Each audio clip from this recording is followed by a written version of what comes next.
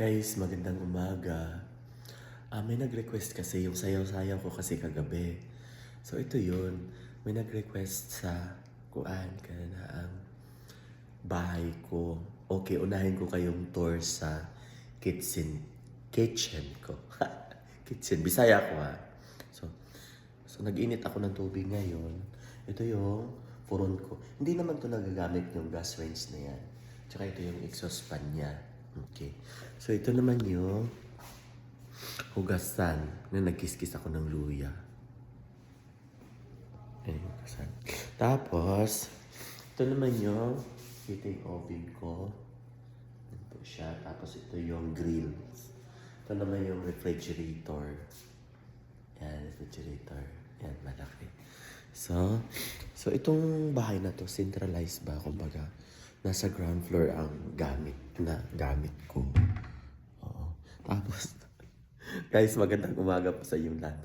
Dito po ako nagsayaw-sayaw kagabi. Ito yung area kung saan ako nagsasayaw-sayaw kagabi.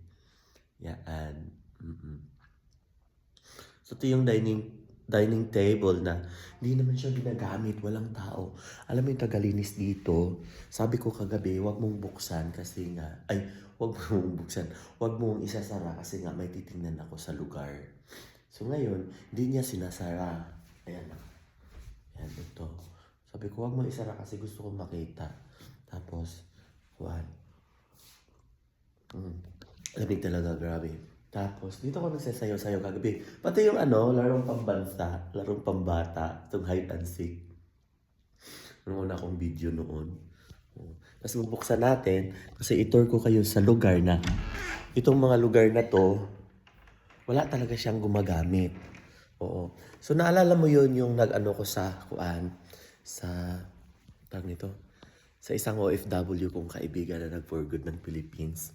Ito yun, dito ako nakatambay. Kasi nga lahat naman kami dito pwedeng gumagamit. Ito muna tayo, sa wall muna tayo ha. Nandito ako sa gilid. Kasi bubulogain ko kayo kung saan ako laging nagre-relaxing. Ayan siya ha. Dito muna ako sa paligid. So, ito yung hindi ko alam kung hindi siya TV, parang presentation television. Parang ganun flat screen. It's 60 LED. Tapos kung mo yan dyan ako, no? Dyan ako. Kasi nga may nag-request kagabi. Pagising ko ngayon, tinan mo matakaw Pagising ko ngayon, may nag-request na, wow, yung bahay mo ganyan. Yes. Actually, ngayon ko lang to talaga i-expose. Yan po siya. Actually, may tubig Yan. Mayroon siyang tinatawag na gas water. Tapos mayroon din siyang pin. Tapos, yan. Tapos yan, dyan siya. So, pag dito naman ako, harap ko yung TV. Kung gusto ko naman magdaldal, gayaan siya. So, hindi ko alam kung ang bait ng caretaker dito Kasi sabi ko wag niyang isara. Hindi niya nilalak din. Kasi alam mo, nililinisan lang to na hindi gamit. Yan po yung chandelier in the center table. Oo, maliliit. It's Arab design talaga siya. Oo. Tapos, ngayon, punta naman tayo sa mahiwagang toilet.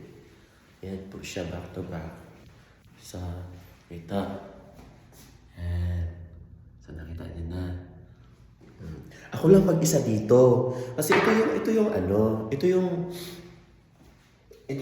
dito din ako naliligo. Ako lang gumagamit niyan. So ngayon, because malinis siya, kailangan din na ikaw gumagamit, responsable ka rin. Responsable ka rin na ang gumagamit. Para naman, masaya-saya yung tao na, kumbaga, kisyo, binigyan ka ng magandang tirahan, tapos abusado ka. So, kawawa naman yung tagalinis. Ayan po siya, yung mga cabinets. So, minsan, pag nalulungkot ako, dito ako nakaupo, ito, ako yung naglagay ng tubig dyan. Ayan siya. So bakit dito ako opo? Kasi nakita ko yung garden outside. Yan po yung gate ko. Yan, palabas ho. Yan po. Oh. So mayroon din nakatira doon. I think may saya din sa utak yun. Is a doctor yata. Tapos ito, ganyan siya. And, so dito ako nakaupo minsan. Nakaganyan. Dito ako. Ayan, nakaupo. Kasi nga, maganda yung ambience outside. Ayan yung paglabas ko. Ganun po siya. Salamat guys! So, yun lang po ang brief story ha. Mamaya, ilalahad ko sa inyo. Lalahad ko sa inyo lahat.